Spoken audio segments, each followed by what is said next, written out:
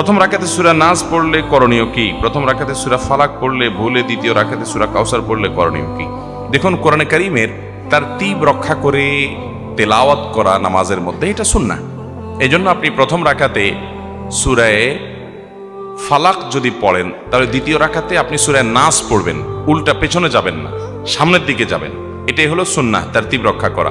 যদি তারতিবের খেলাফ হয়ে যায়, নামাজ হয়ে যাবে, কিন্তু এটা একটা অনুচিত কাজ হলো, সুন্নাহর খেলাফ কাজ হলো, নামাজ হয়ে যাবে। নামাজটার কোয়ালিটিতে ত্রুটি হলো, পরবর্তীর জন্য সাবধানে থাকতে হবে, নামাজ হয়ে যাবে। আর যদি কেউ প্রথম রাকাতে সূরায়ে নাস পড়ে বসে আছে, কুল আউযু বিরাব্বিন নাস, এরপরে সূরা কি? সূরা নাসের পরে সূরার নাম কি?